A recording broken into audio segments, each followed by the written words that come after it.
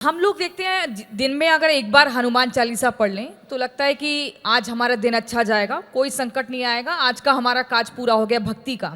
लेकिन अगर मैं आपकी बात करूं, आप दिन में कई बार पाठ करते हैं, कई बार प्रभु श्री राम का नाम लेते हैं, लगातार आप भक्ति वाले उसमें रहते हैं, भक्ति वाले माहौल में रहते हैं। आपको कभी ऐसा लगा कि साक्षात हनुमान जी ने आपको दर्शन दिए हों या आपको एहसास हुआ हो ऐसा कभी?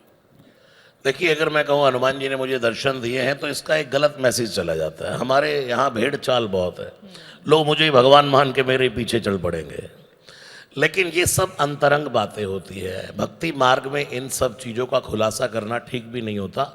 लेकिन मैं ये इतना पक्का कह सकता हूँ कि हनुमान जी का हर समय एहसास 24 घंटे उसको मैं फील करता हूँ कि वो मेरे साथ है।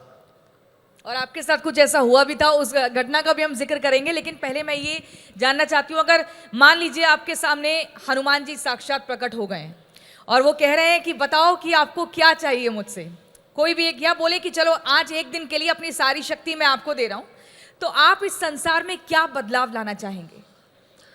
सबसे पहले हनुमान जी अगर मेरे सामने प्रकट हो गए और कहा कि क्या चाहिए, तो मैं कहूँगा करन चाहूँ रघुपति गुण गाहा, लघुमति मोर चरित अवगाहा। राम जी का चरित्र अपार है। हे हनुमान जी, मुझे जन्म जन्म में ऐसी शक्ति देना कि मैं युवाओं को, बुजुर्गों को, पूरे सनातन धर्म नहीं, पूरे विश्व में जहाँ जहाँ लोग रहते हैं, हर जन्म में उनको हनुमान चालीसा, हनुमान कथाएं सुनाऊं। ऐसी आशीर्वाद। अरे वाह, बहुत अद्भुत। और दूसरा आपने क्या कहा? संसार में क्या बदलाव करेंगे अगर एक दिन के लिए हनुमान जी पूरी शक्ति आपको दे दें? सब नर करा ही परस्पर प्रीति, सब लोग प्रेम से रहें, मिलजुल करके रहें, ये मोटिवेशन। आज के टाइम में ये कमी लगती है आपको? बहुत कमी है, और उसके लिए भारत तो सदा उदार चरिता नाम है। भारत तो कभी युद्ध की बातें, लड़ाई की बातें करता ही नहीं है, लेकिन अब भारत उस स्टेज पर है कि छेड़ोगे तो छोड़ेंगे भी नहीं। तो ये भी जरूरी है, शास्त्र के साथ शस्त्र भी जरूरी है, वो जरूरी है, हमारे यहाँ विधान है। महाराज जी, हनुमान चालीसा को पढ़ने का कोई एक नियम है, कोई कायदा है कि भाई आपको सुबह उठ के स्नान करने के बाद मंदिर में ही पढ़ना है, या किसी भी वक्त पढ़ सकते हैं, आ रहे हैं जा रहे हैं, दफ्तर में बैठे हैं, या कुछ नियम है? और हनुमान, हाँ पहले इसका जवाब। जी, हो सके तो हनुमान चालीसा को शुद्धि से स्नान करके, भगवान को प्रणाम करके एक आसन पर बैठकर पढ़े, हो सके तो करना ही चाहिए।